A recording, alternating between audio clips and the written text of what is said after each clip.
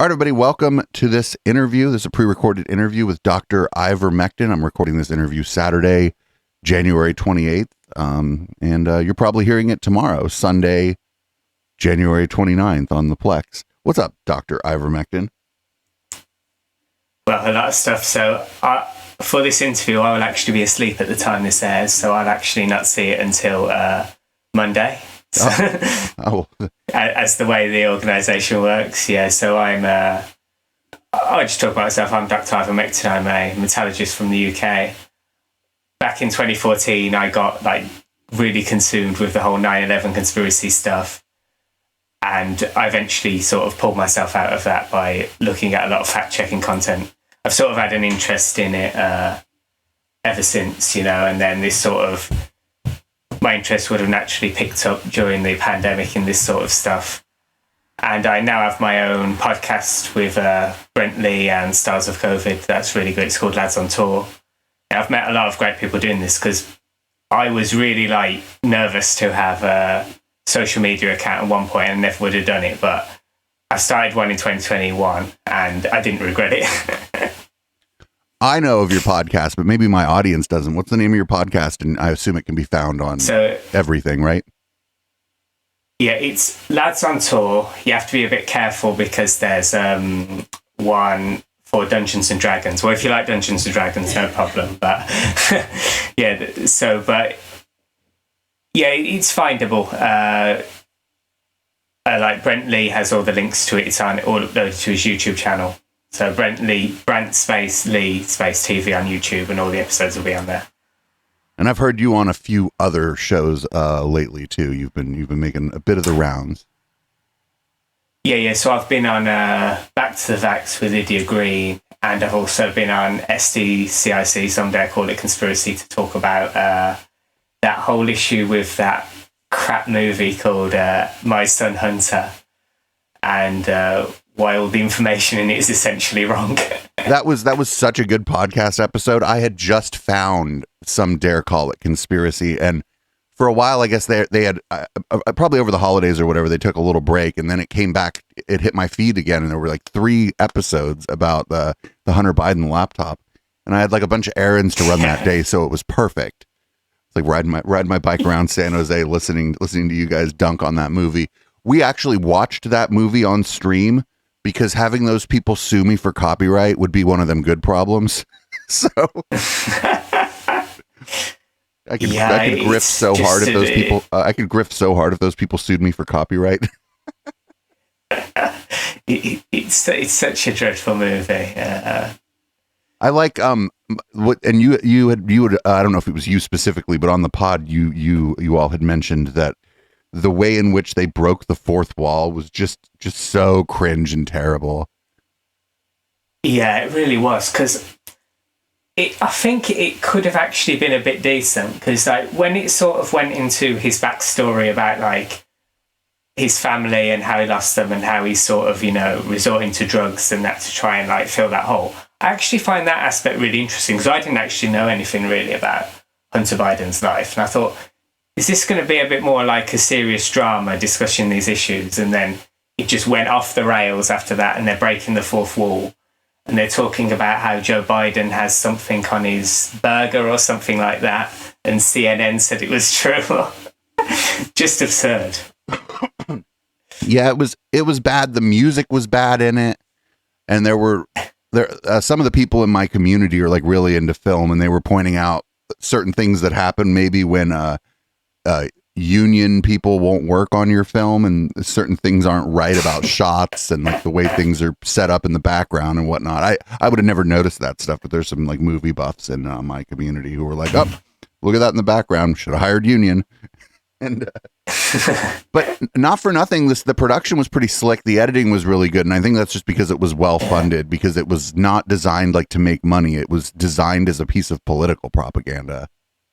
Yeah, definitely. And there's also the fact that he has an American accent for the first half hour of the movie, and then he just doesn't. That was also another thing I noticed. Right, because the actor who played Hunter is a British guy, right? Yeah. Yeah, he also, what did he say? He said, like, on Twitter recently that women who get abortion are as immoral as rapists or something like that. He's really vile. Oh, wow. Yeah. I mean, I know some people in my personal life who are anti-abortion, but they don't make statements like that. You know what I'm saying? That's like a wild thing to say. But I mean, it's not surprising because who else is going to work on that kind of movie? Yeah. I was surprised not to see James Woods in it, to be perfectly honest. Or who's that other guy? Kevin Sorbo? Oh, yeah, that guy. I remember when he played that really cringy atheist in that movie. I didn't actually watch it, but I watched all the YouTube content about it. God's Not Dead, that was it, wasn't it? Yeah, that was it was so bad. I was like, I've met that atheist and I don't like that atheist either, but that's not most people who don't believe in God, actually. Most people, like most people who do believe in God, most people who don't believe in God are actually just pretty chill and don't spend a whole lot of time thinking about it. Yeah. Same here, really.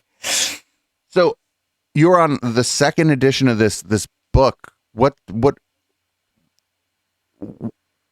possessed you to write this book? Because it says the ultimate misinformation guide, and I feel like that sounds like a well, it doesn't say ultimate misinformation guide. It says ultimate misinformation. It sounds like this is a pretty big undertaking to write a book about COVID misinformation.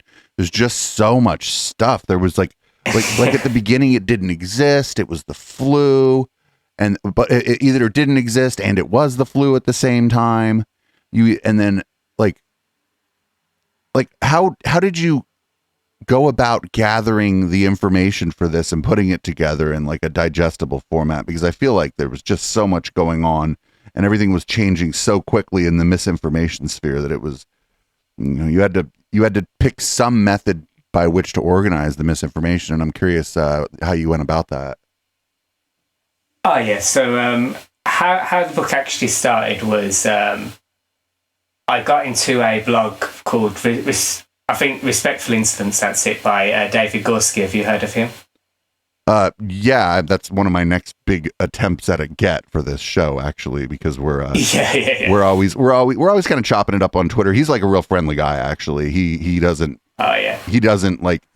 I like him a lot because he's very, very happy and willing to interact with like lay people who are also like anti-conspiracy theory, and I like that a lot about him. He doesn't seem like he's an elitist or whatever. Yeah, so I sort of just stumbled across his blog somewhere, and I think this was like what was it? It was sort of early 2021, I think. So I was just sort of reading that, and I noticed he also sort of had a fan mail section. So I sent him some fan mail because normally I sort of seen him on Twitter and that. I didn't even have an account at this point, but I'd seen him there and he was all getting these hate messages all the time. So I thought I'll send him a nice message. And yeah, I'd sort of designed a little bit of satire about the pandemic just for my friends. So this was one of them was about like what would happen if Twitter was around in like World War II when Britain is being attacked. There'd be people saying the Luftwaffe doesn't exist and all their planes are holograms and stuff like that. You'd find that sort of stuff online. And also I did like a bingo card of all the anti-vax talking points. It's on one of the first pages of the book, actually. And it's like, the stuff like it contains a microchip, just stuff I'd seen really. And I sent that to him and he liked it. So I thought, you know what? That had 25 talking points on it, that bingo card. I think I could easily expand it out just by the stuff I've seen. So I sort of carried on and I thought, I'll do 10 by 10. So 100. And that was quite easily possible. I could fill that out in like a few days. So I thought, how far could this be pushed? I should probably write a book about this. And that's basically the story. So I sent that email to David Gorski, the first one, just after I got my first vax. So yeah, that was that's sort of the story of how it started. You should report that to VAERS that the first vaccine made you email David Gorski. Yeah, I might have to like post a screenshot of that actually. Because I haven't done it. That's funny you mention a bingo card. We have a show called Conspiracy Bingo, and we literally have a bingo card. Yeah, I watched a little bit of it, yeah. There's hundreds of things on our bingo card because it uses a site that like randomizes them. So there's hundreds of concepts that might show up on people's bingo cards. And people like actively play during the show. It's been like, it was like a game changer for us just adding that bingo card to a show. We previously called it Deconstructing Derp. And I thought that was kind of a stupid name. So once we changed it has an alliteration to it. But Conspiracy Bingo is a better name for a show, right? And it definitely encourages like audience participation, and makes it more. It to some extent takes sometimes rather heavy subject matter and makes it a little more light and fun, which is kind of important too, because you could go into a pretty deep pit of despair, either producing or just consuming content that's critical of conspiracy theories, because you could start to think that there's no hope. And I mean, sometimes I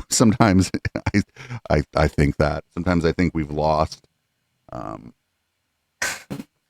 When you were that one, go ahead. I say that one's sort of an awkward one with regards to whether we lost or not, because I mean in the end most people did choose vaccination, didn't they? We sort of got it to, like, in Britain, it's 95% of adults, did get it. So I think in many ways it was a success, but I think there's sort of like a community which is now larger than it ever would have been, which is a lot more hardcore now than they ever would have been. Like, with regards to conspiracy theories, definitely. Yeah, I think that it's unfortunate that this happened while QAnon was big. I think that was like a very unfortunate coincidence.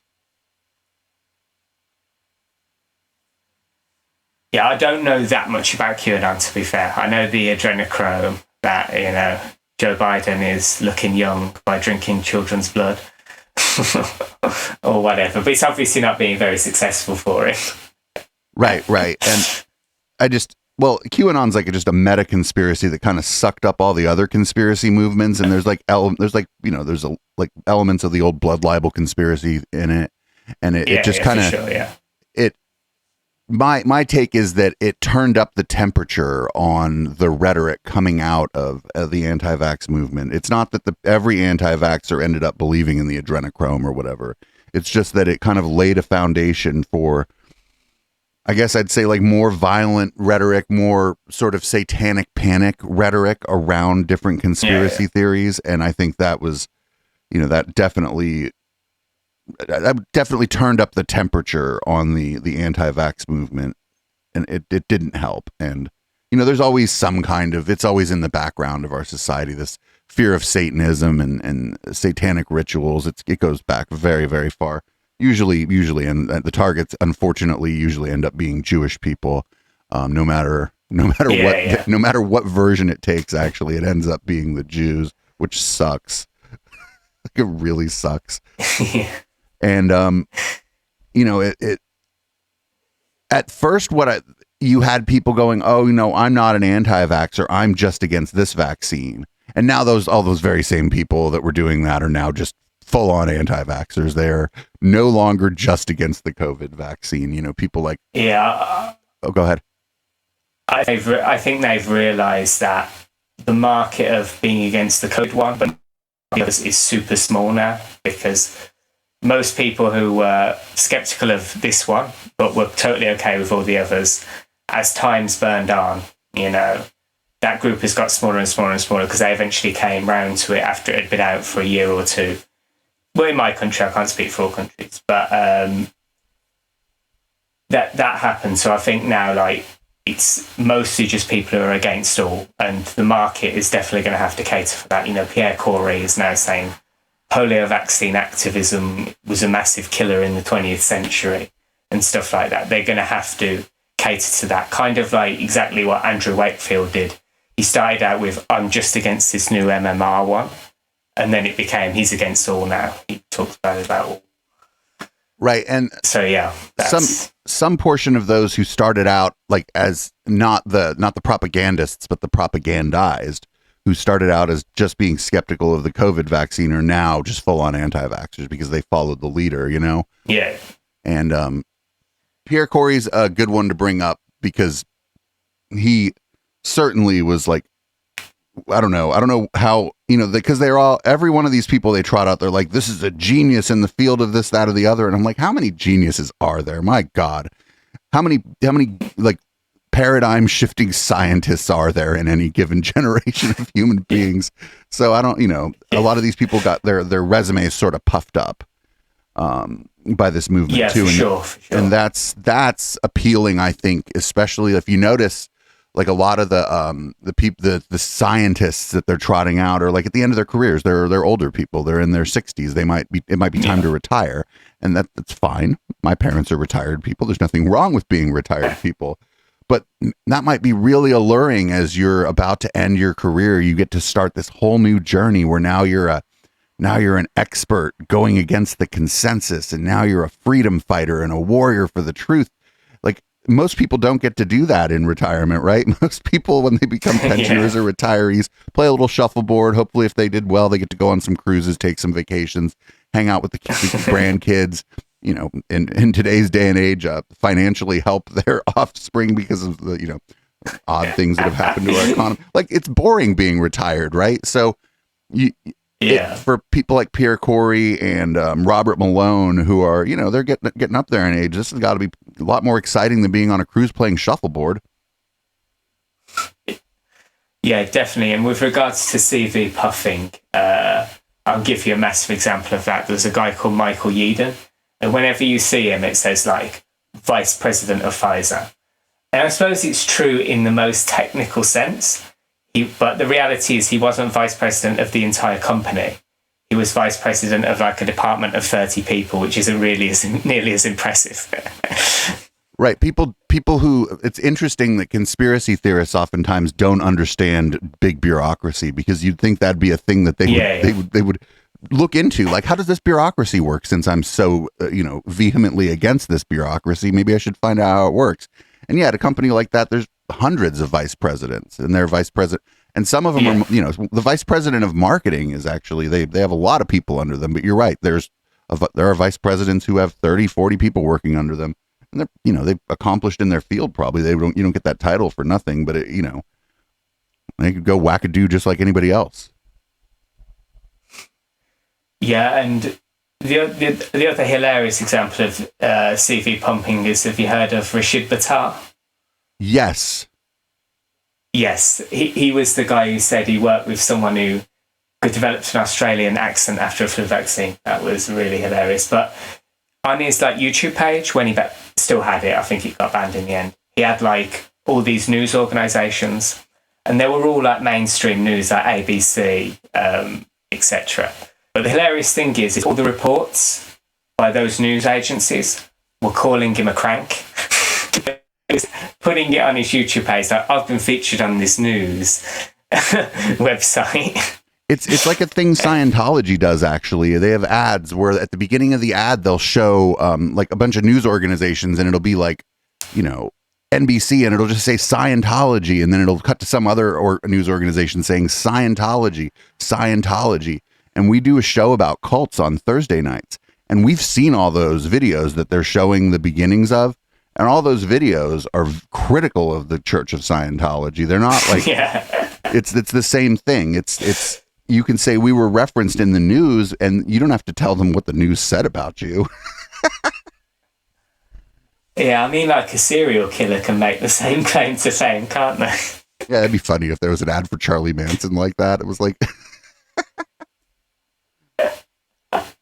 And I mean, the biggest one when you're talking about CV pumping is Robert Malone, by far. Oh yeah, for sure. Yeah, he worked on. I think he did 2 papers about it in the 80s, where there was a minor innovation which didn't even evoke an immune response, and none of the stuff he developed is used today. And also, one of the papers, he's not even primary author. So he talks about how he's been suppressed, but the guy who's being suppressed really is the guy who was the primary author on the damn paper. Yeah, he's the one who's being ignored. totally pumped CV, like inventor, doesn't make any sense. I mean, that context to say singular inventor. Yeah, I mean, my first impression on that is just a fairly like scientifically literate human being is that like there's is like on anything important now, it's a team of people. There is no inventor of. Yeah. It's you work on a team, and usually some asshole takes all the credit. Don't get me wrong. That's like not. Yeah. That's a problem. But it's like, to go around saying you invented the mRNA vaccine technology. I mean, that's a big claim, because you're not just claiming to have invented like this little thing. You're claiming to have invented an entire technology. And so that just set off my alarm bells immediately when I first saw him on Brett Weinstein's show. I was like, this guy didn't invent that shit. I was like, my first guess was this guy was probably on a team and took credit for it. And then my chat looked into it, and that's not even really the case. Yeah. Because, I believe there's about 70 peer-reviewed papers from zero to what we have today. Yeah, so he was involved in like one of them. Yeah, and what we had, and I mean, go ahead. Oh, sorry. Even if he was the singular inventor, it's a bit like saying the Wright brothers should be seen as the authority on Boeing 777s. It's totally absurd.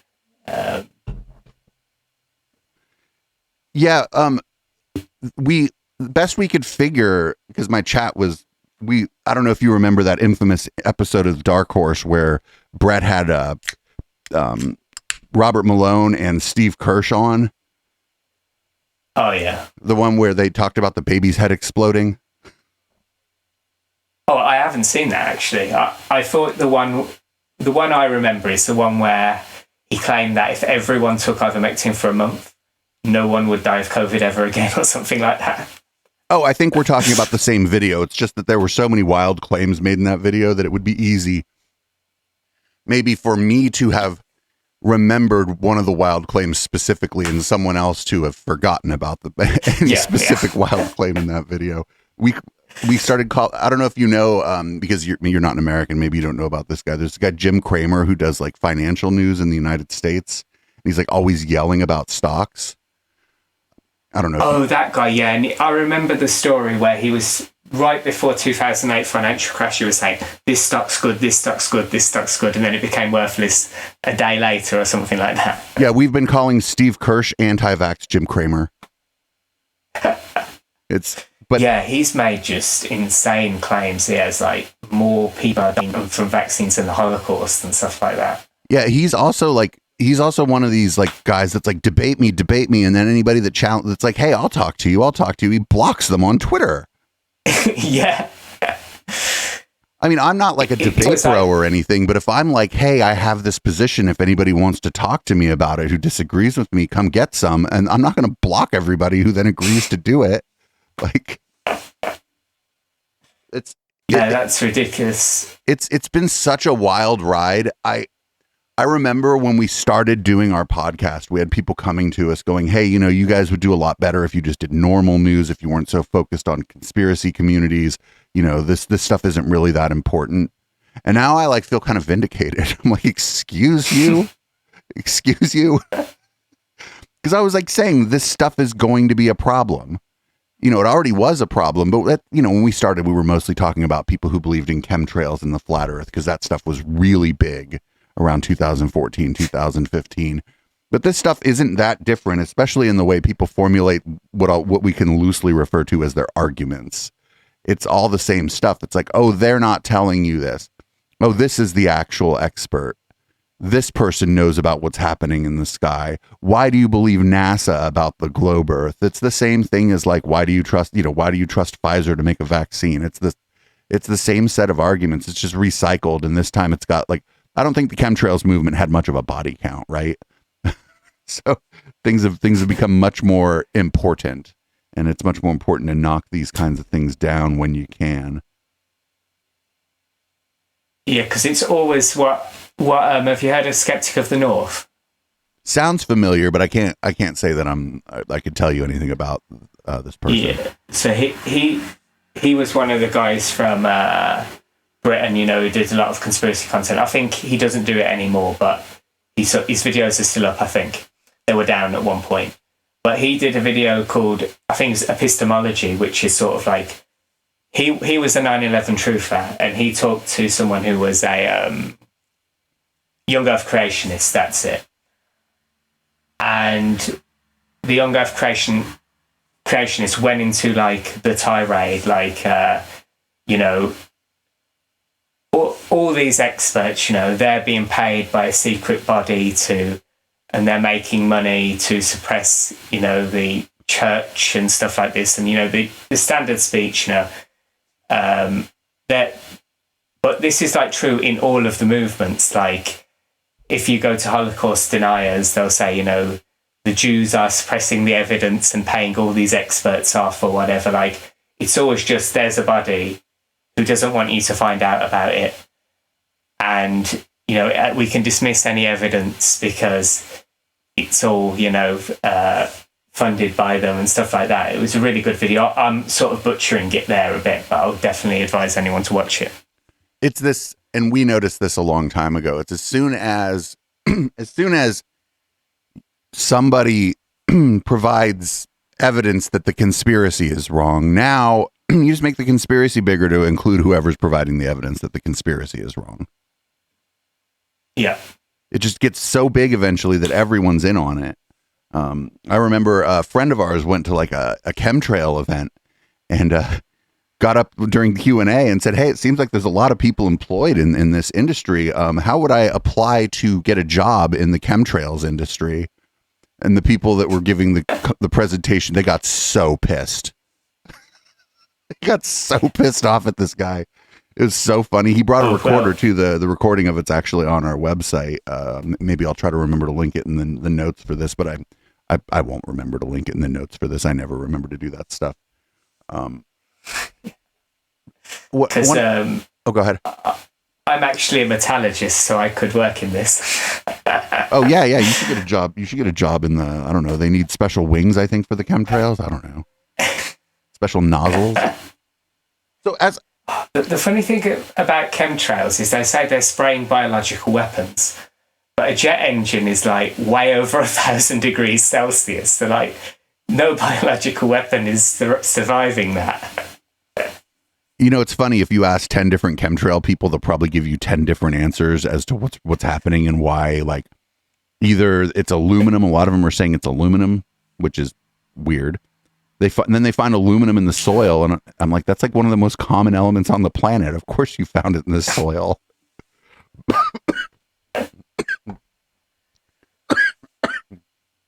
Some of them say it's nozzles that are just near the engine. All right.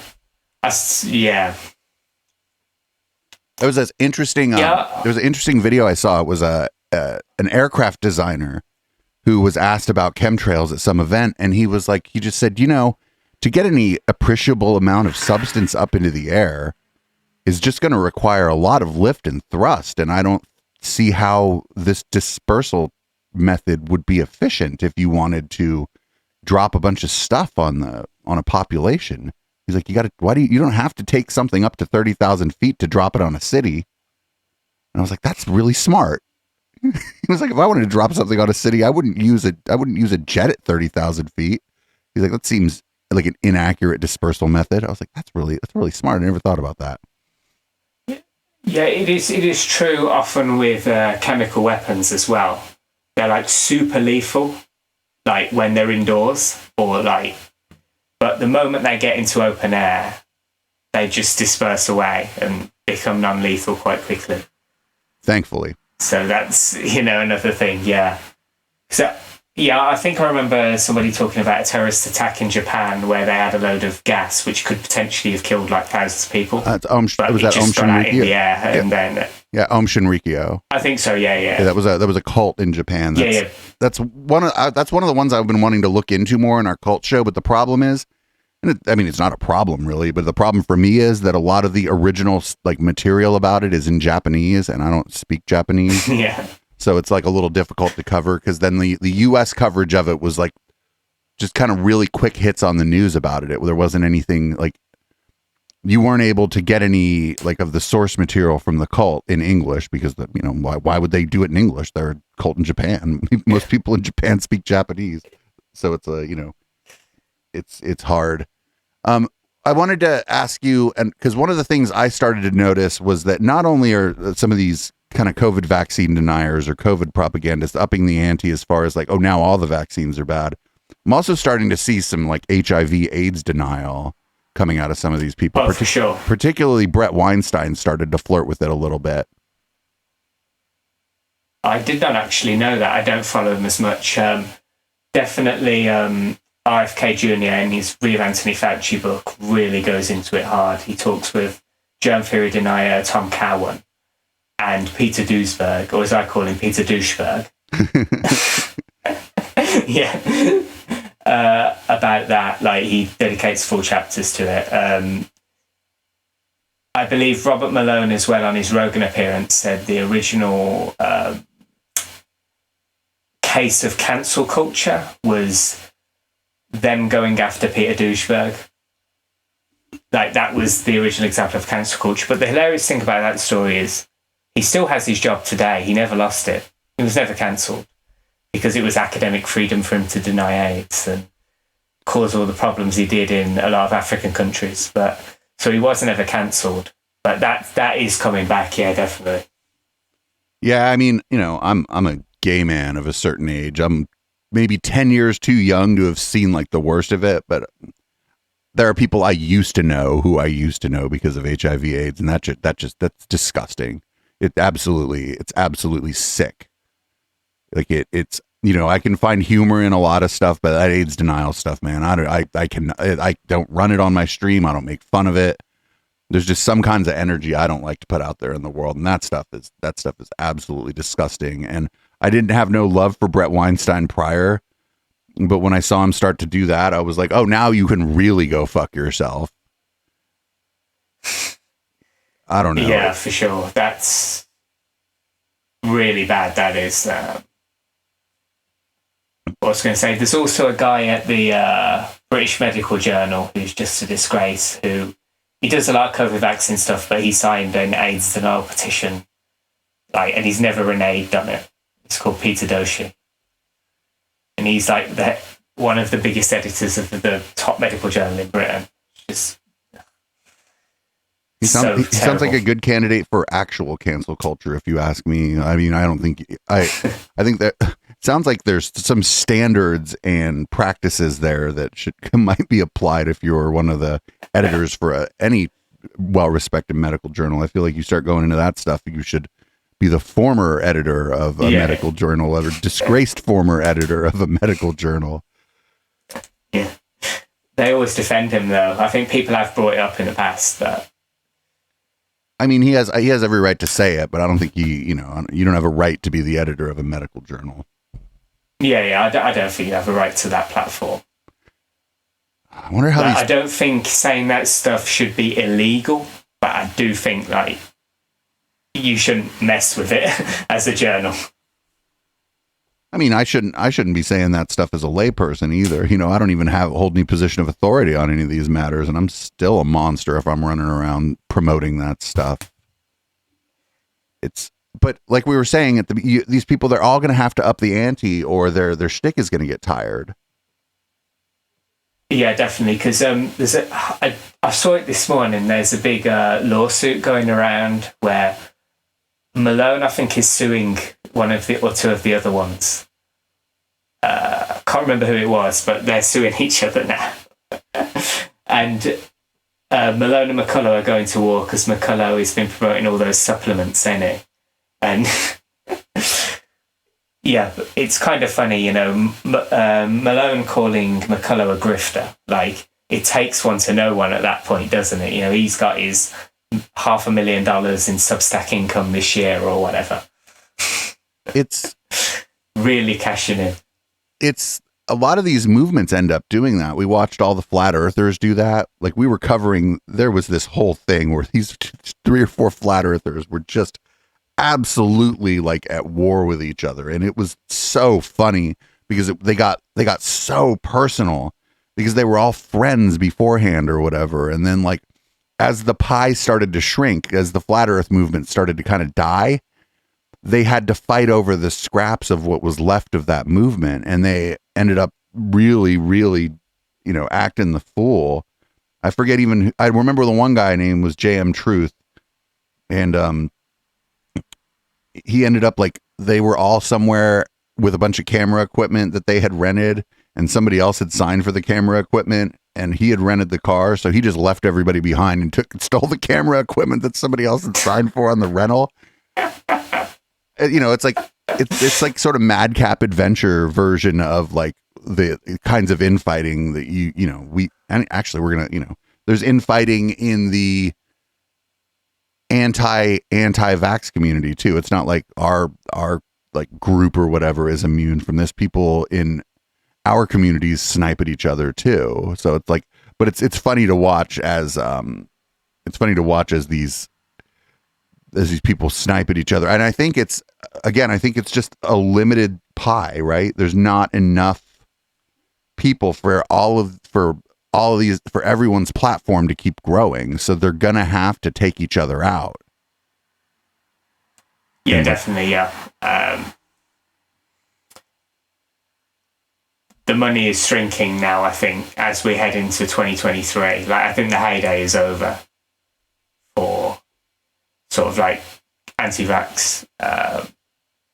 It will likely gradually burn away, because it's similar things sort of happened in Britain in the 90s when you had Andrew Wankfield coming up with his fake study to say vaccines caused autism. It like really screwed with the vaccination rates for a few years after, and then it went back up to normal and even a little bit higher than before. So I think that it's going to get smaller. It's going less viral now. They're going to have to fight each other to determine the longevity. Yeah, even on That's Twitter, who's going to get to keep it. Even on Twitter, where it's like all gas, no brakes now, the stuff it just doesn't seem to get the reach that it was getting before. And I think that you're right. And even in America, I know our vaccination rate isn't as high as the UK, but it's still pretty high. I think the US, like at least something like 75% of people have had at least 2 shots, something like that. Yeah. And so, so that being the case, the COVID is still spreading, but less people are getting really sick from it, and it's like less scary, I guess. And so like there's just less fear and anxiety around it. And I think that as that fear and anxiety around COVID wanes, people are going to be less and less inclined to be fervent supporters of the people who are spreading the anti-vax message, because in the end, these people live on donations, right? It's the same model I use for what I'm doing. I live on donations and merch sales and stuff. And, I'm actually kind of worried about what's going to happen as all this dies down. But I mean, we call that one of them good problems, right? Yeah. If I have to go back to making fun of chemtrails and flat earth, I mean, that's fine. Because the reality is we are totally parasitic on their existence, aren't we? Yeah. Without them, we don't exist. Yeah, I mean, I would like to thank Brett Weinstein for building up my channel. Because for a while, we were just like after we'd record our podcasts or whatever during the after show or the post game or whatever, it would be just straight up. We'd just watch the Dark Horse. I'm an expert on that guy. Have any of these people tried to send their army of weirdos after you on Twitter before?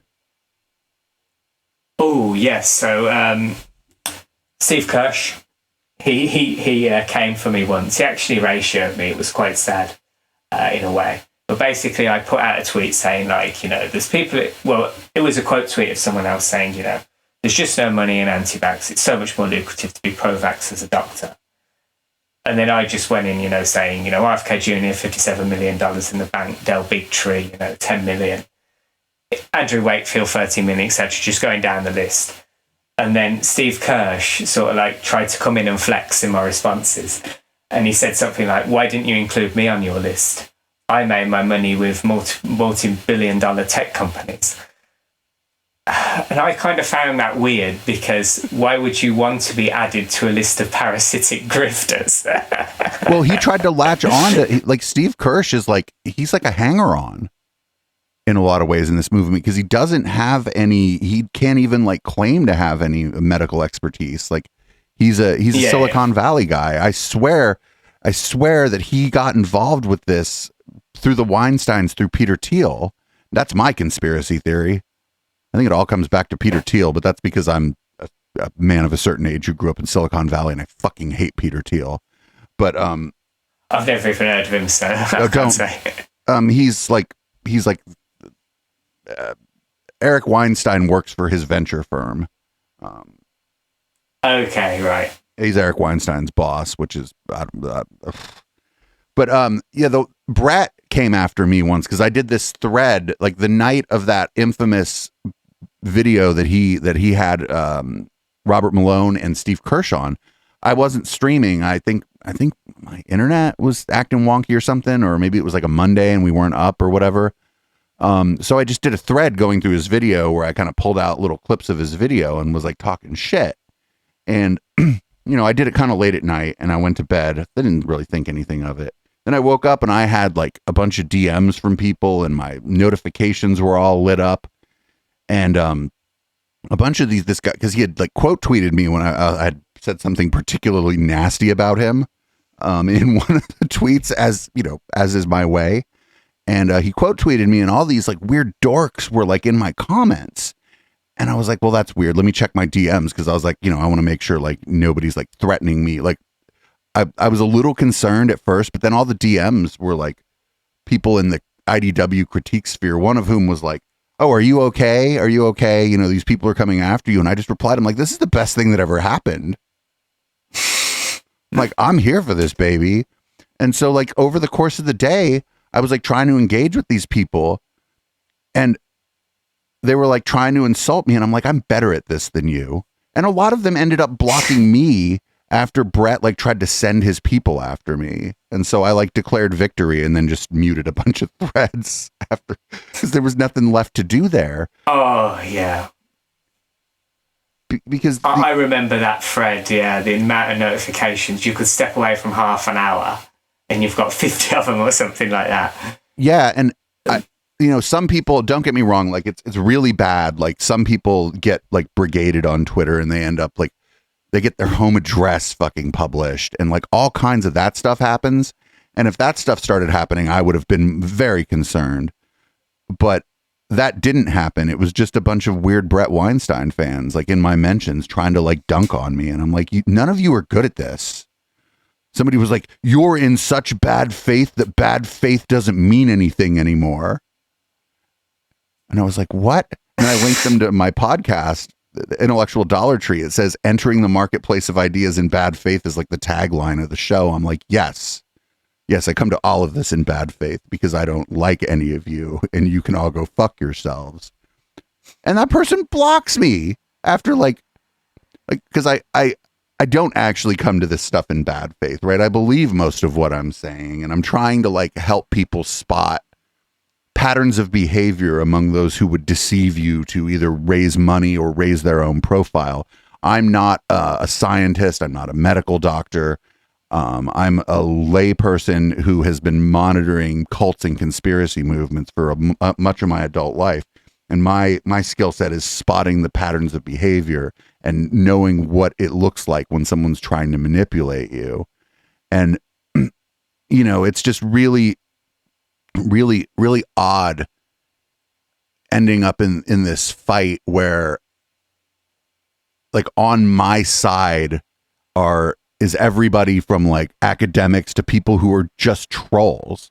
And it's just such a weird coalition of people who have gone after these hucksters and frauds. It's strange groupings of people for sure. Yeah. There's a lot of academics are sort of becoming Twitter savvy now, which I really like. Some of the younger ones, well, some of the older ones as well, but that's really good. Yeah, it kind of sucks that like that some virologist who's doing work has to take time out of their day to like go dunk on Robert Malone. I mean, that person could be doing something like much more valuable with their time, but like, it's like maybe you wake up and you go damage report, and you got to do what you got to do. It's real odd. It's real odd. I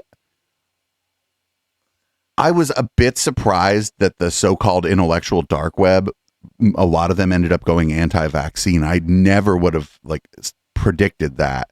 Maybe Brett Weinstein, but like I didn't think that like Dave Rubin and like Eric Weinstein, I didn't think any of those people were going to go that way. And it was real surprising to me. There's even you can find old tweets of Brett Weinstein telling people like that know that anti-vaccine stuff is bad and that you should get vaccines. It's just really crazy. I don't know what happened. Like, yeah, I think audience capture is a really big thing with regards to that. Definitely, like if you say whatever. Certain things about restrictions, which there may be merits, there may not be, but then like eventually you attract an audience who is against vaccines as well. So if you want to maintain it, you've got to keep you've got to play to that audience if you want the donations, right? That's true for any show that lives on donations. Yeah, I guess that's part of it. And maybe like maybe the reason that for example Sam Harris didn't go that way is because I don't know if that guy's mom was like a producer or director of the Golden Girls, and that guy would have never had to work a day in his life if he didn't want to. And so like he didn't need the money in any way, shape, or form. There was like the amount of the there was like no upside for him going that way. And I think at first Eric Weinstein wasn't questioning the vaccine because he works for a venture capital firm. I think the dude's worth $50 million or something like that. And so there was no incentive for him, but he's such an egomaniac that he eventually had to do it because he saw Brett getting popular and he was like, well, excuse me, I am the actual expert here.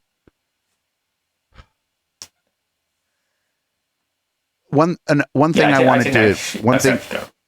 wanted to ask you about and see what you think about this, because I bounce this off a lot of people, is in these conspiracy communities, insofar as sometimes they operate like cults, they operate like a distributed cult. And what I see happening is someone will get propagandized, right? Let's just say their name is Cheryl. Cheryl gets propagandized, and now Cheryl is spreading, posting a bunch of stuff. Now Cheryl gets 5, 6, 7,000 followers. And now Cheryl's the one doing the propagandizing. And it's like this cycle where now you're not the consumer of the content, you're now the creator, even if you're just repurposing other people's content. And I guess there's not really a question there. I just wanted to know, like, kind of if you've noticed that dynamic and if you have any thoughts about it. Oh yeah, there's people who, aren't like anyone really in this community who've just blown up and got millions of followers. Just, they'll tweet one thing, it goes viral, they get the dopamine hit, they just keep going further and further in that direction and getting more extreme, and then all of a sudden they're a famous for being famous, famous for Twitter nonsense influencer. Yeah, it's not who's got like hundreds of thousands. Yeah, it's almost like a I don't know, like the way BitTorrent works versus like the way you would just download something somewhere else. There's all these nodes where it's like more distributed because of social media.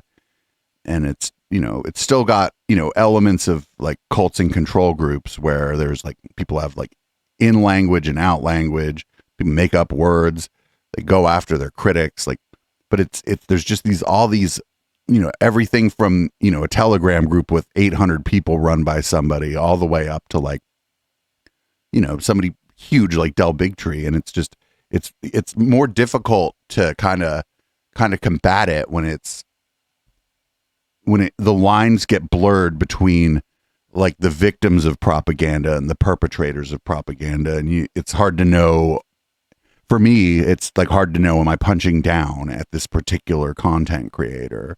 You know, have they actually been hoodwinked and that through no fault of their own, they're spreading this information? And yeah, it's weird because, you know, I do so many hours of content a week that I can't just focus on Del Bigtree. You know, I have to be always like looking for new people that are, you know, creating their own little content farms. And I just, you know, it's just, I guess it's good that people are out there doing that, but it also like, it just gets so confusing and there's just so many people like doing this now. I don't know. Are you on Telegram at all? Oh no, I stay away from that. I value my sanity too much. My Telegram feed is terrifying. And it's all these people nobody have ever heard of. A lot of neo-Nazi. Yeah. I don't really, I try not to cover too much of that stuff. That's very troubling. Oh, right, yeah, but there's all these people that you've never heard of, right? There's and they have, you know, 100,000 people in their Telegram, and sure, there's, you know, billions of people on the planet, and it's a, you know, a drop in the bucket, but they have 100,000 people in their Telegram, and nobody's ever heard of them outside of their Telegram group. And it's like, how do you fight that? It's not like InfoWars where everybody knows what it is and you just sue them out of existence. It's a whole different scenario with just all these like basically miniature cults of personality around conspiracism. Everything from like Elvis is still alive and his name is Bob to Bob Joyce. I'm not kidding. And the dude that runs the Telegram group is the guy who he claims to be Elvis. I'm not kidding. And right, wow. And it seems like the people in there believe it. And like it's so much harder to deal with these kinds of movements if they're like diffuse, distributed. And I just don't know, you know, what we can do going forward, because I feel like the trend is towards more smaller communities as you were saying, as the money starts to dry up. We're going to be dealing with more smaller communities with less eyes on them. The people are going to be like the incentive to up the ante is going to be greater and greater. We're going to start, we're going to start to see things that nobody even had eyes on that are going to start to be a problem. Oh yeah, for sure. It's especially there is maybe a fear, maybe not, of potential terrorism coming from here as well. If it's going to be really, really small, really, really radicalized movements. Well, I mean, we saw that. This is playing out kind of the same way that the men's rights movement played out, and there was terrorism that came out of the men's rights movement. I don't know if you know about the guy Elliot Rodger, who. Oh yeah, I know that one. There's been one or two of them in Britain as well. Yeah, and I feel like some of this stuff is kind of on that trajectory where, you know, YouTube got rid of a bunch of that stuff, like the most misogynistic, the most terrifying stuff from the men's rights movement. And then the communities got smaller and smaller and smaller and more radicalized. Then you had that guy in Canada who drove a van through a group of people too. He was like an incel or whatever. And I fear that some of this stuff, maybe not necessarily anti-vaccine, but the people are going to come out of this renewed anti-vaccine movement looking for a place to go as some of this kind of starts to fall apart. Maybe Pierre Corey takes the money and runs, right? He's like, well, I've made a bunch of money. I'm out of here, because I mean, that's, it's not unreasonable to think that somebody like him might do that. Just take the money and disappear. And so then those people would be kind of left homeless in a way in the conspiracy community, and then they're going to join these smaller, more radicalized communities. And I'm just worried that we're going to see, like you were saying, like terrorism coming out of some of this stuff. Conspiracy movements haven't not done terrorism. Like think about QAnon, and like January 6th was largely fueled by the QAnon conspiracy theory. Yeah, I mean, there are, in the anti-vax stuff specifically, you have the Nuremberg 2, we're going to execute people who supported vaccination. I'm a bit curious about what my fate is at that, you know. If my book's only got 150 sales over the course of, well, both versions over the course of a year, so does that mean I'm, you know, in jail for a few years, hung, you know? I'm sort of looking out for myself here. That's a bit of gallows humor there. Yeah, I'm thinking, oh man, I'm so fucked in the Nuremberg 2.0. I mean, I've been actively trying to piss these people off. So if they do this, it's the gallows for me. I've been a provocateur. Yeah, to be fair, I have as well. I go into their reply sections and mess with them. Well, we're at about an hour here, and that's good because that's how much time that we're going to fill on the live show. So thanks for talking to me. This has been super fun. You seem like a super nice guy, and you're funny, and you know, these matters are serious, but you're able to have a bit of a laugh at how stupid a lot of it is, and I feel like that's the only way to stay sane doing this. Where if people want to get your book, where do you want them to get it? Is it only available on Amazon, or are there other places to get it, maybe where you get a better split? So it's only available on Amazon. That's the only place I have it. Okay, and we can, you know, I'll make sure there's a link to it in the show notes. And what's your Twitter handle? So at Ivor with a capital I, Mectin capital M 1. Very cool. This has been that's what the letter 1. No, the number 1, not the letter out, 1. Letter 1. Yeah, I'm not going to live that one down, am I? I'll make sure that when I put the podcast out of this, that after it cuts off, it just keeps saying the letter 1, the letter 1, the letter 1, the letter 1, the letter 1. Maybe I'll put a fat beat behind it or something. Thanks for joining me. This has been super fun. I enjoyed talking to you, and maybe we can do this again sometime when you put out the third revision of your book. Oh God, I don't think there's going to be one. I think my next project is going to be making a puzzle game if I can get the programmers for it. Very nice. Keep us up to date on that. All right. Thanks again. Will do. All right. Thanks.